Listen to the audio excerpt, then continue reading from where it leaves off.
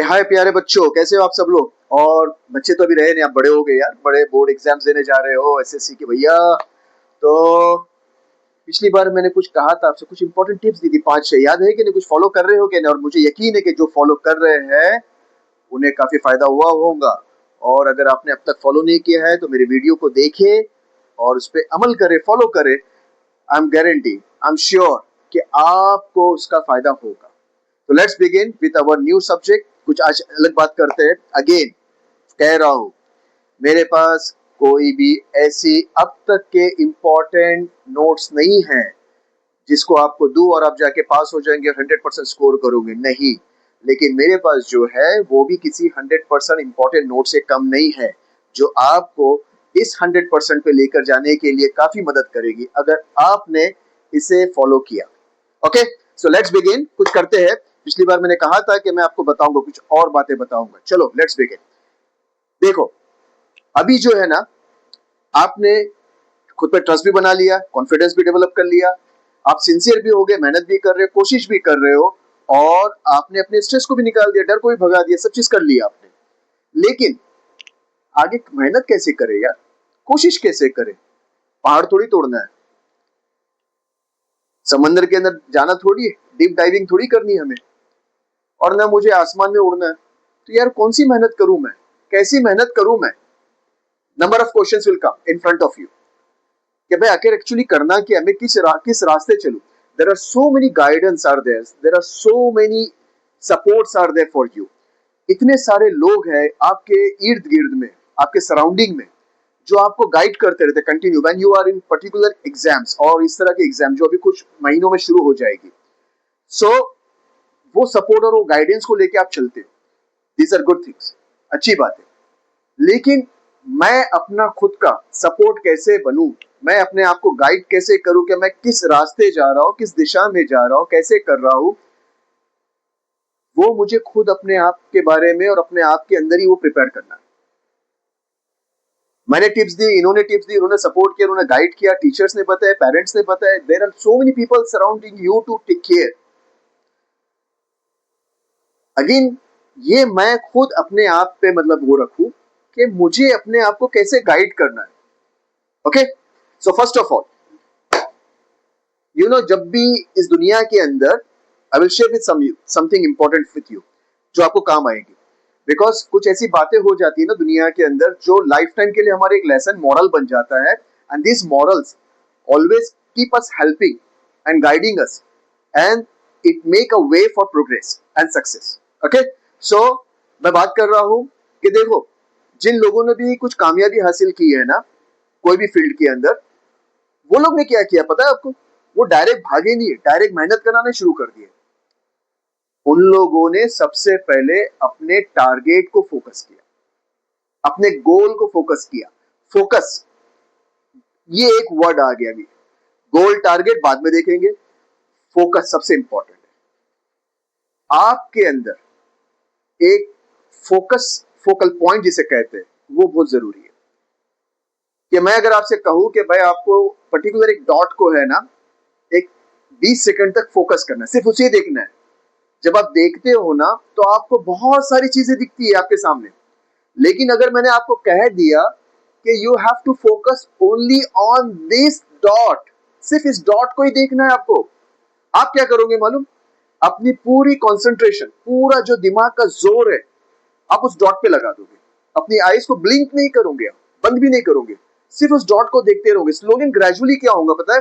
वो डॉट जो है ना आपको बहुत शार्प दिखेगी, और उसका सराउंडिंग जो है ना आपको ब्लर दिखने लगेगा, थोड़ा धुंधला दिखेगा वो। लेकिन डॉट आपको एकदम क्लियर दिखेगी फॉर 20 सेकेंड्स, एंड आपने उसको देखते रहा तो आपको सिर्फ बाद में डॉट ही दिखेगी, बाद में आपको आजू बाजू क्या हो रहा है कुछ भी दिखेगा नहीं। This is called the focus. अब समझ में आया फोकस क्या चीज है? यही फोकस आपके एग्जाम के लिए, आपके एग्जाम्स की प्रिपरेशन के लिए, कि भाई मुझे फोकस करना है कि ये काम मुझे करना है। This is my target of today, आज का मेरा ये टारगेट है। ये टारगेट को अचीव किए बिना मैं रहूंगा नहीं, चाहे कुछ भी हो जाए।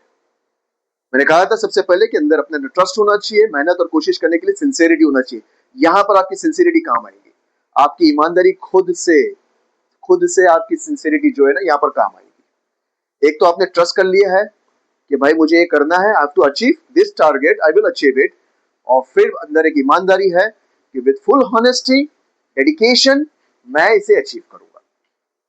आप समझ में आई बात? अब रिलेटेड पॉइंट्स पे हम आते हैं। जैसा मैंने कहा था पिछली बार में कई टिप्स आपको दी थी, अब उसके रिलेटेड हम चल रहे हैं। देखो, आप टारगेट को फोकस करें। अब टारगेट को फोकस कैसे करें?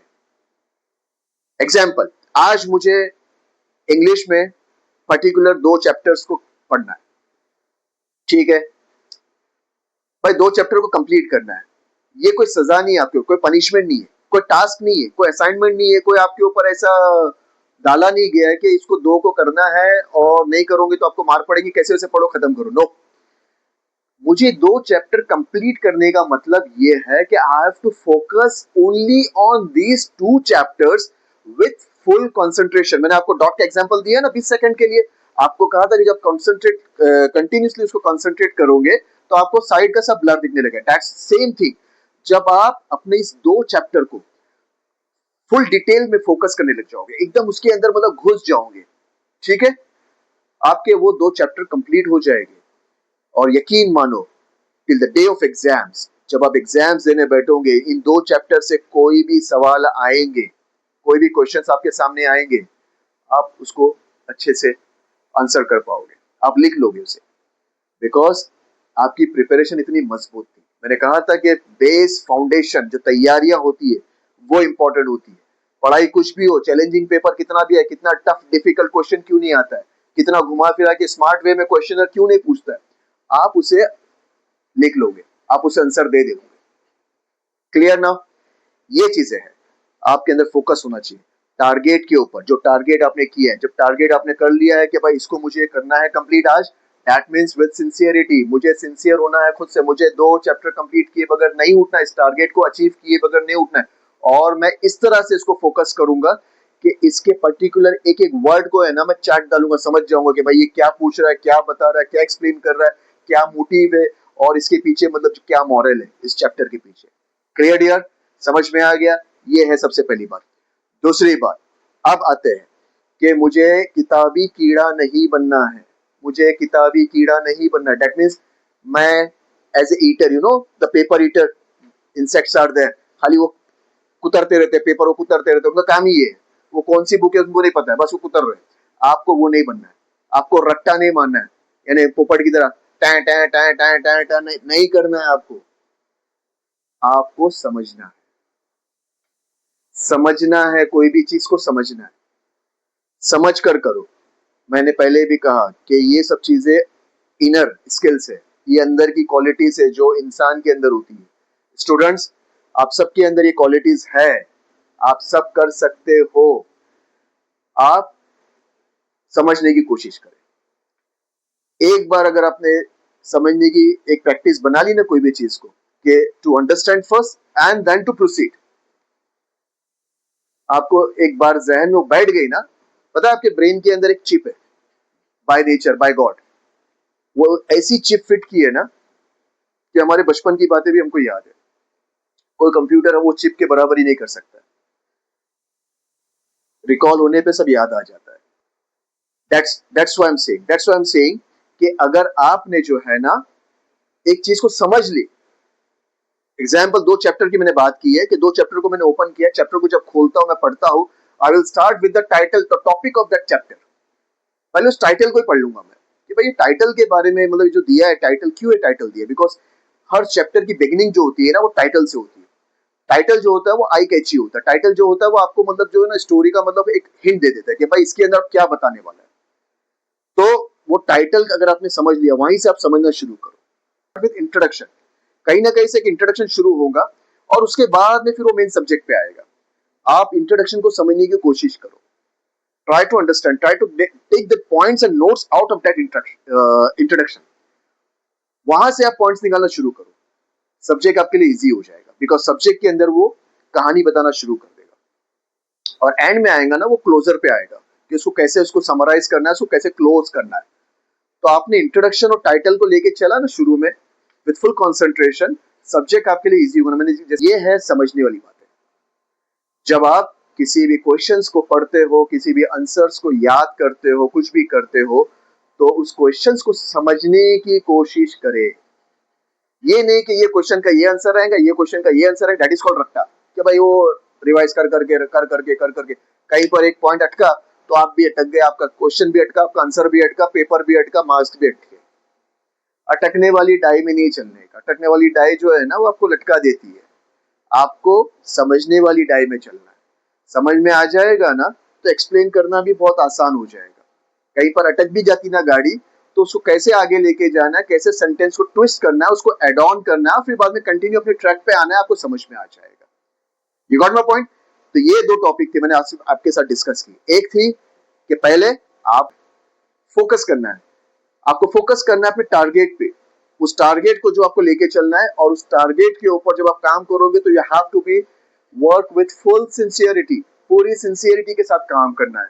और जब आप इस काम को शुरू करेंगे कि मतलब आपने टारगेट बना लिया है कि मुझे कंप्लीट करना है, देन पर्टिकुलर उस चैप्टर से, उस पर्टिकुलर टॉपिक के सब्जेक्ट पे जिस पे आप पढ़ रहे हो या टारगेट की हो, उसको समझने की कोशिश करें। And when you start understanding this things कि भाई समझने आ रहा है, तो समझने की मैंने एक पहले ही बात कहा था कि जब आप उसको फुल्ली कॉन्सेंट्रेट करोगे ना स्टार्ट में ही, मतलब कि भाई ये चैप्टर में क्या बोला गया, इस क्वेश्चन में क्या पूछा गया है, कैसे इसको आंसर देना है, तो आपको एक बार समझ में आ गया ना तो आपको उसको नोट्स बनाने में या उसको मतलब रिप्लाई करने में, आंसर रिप्लाई करने में, आपको उसको लिखने में आपको ज्यादा वक्त नहीं लगेगा। और कहीं अगर आप अटक भी जाते हो ना तो you will come back to that point because you have fully understood the main topic, the main subject of that chapter.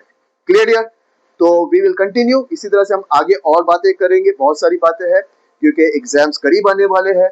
इस तरह की प्रिपरेशन बहुत जरूरी है।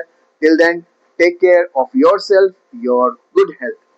अल्लाह हाफिज।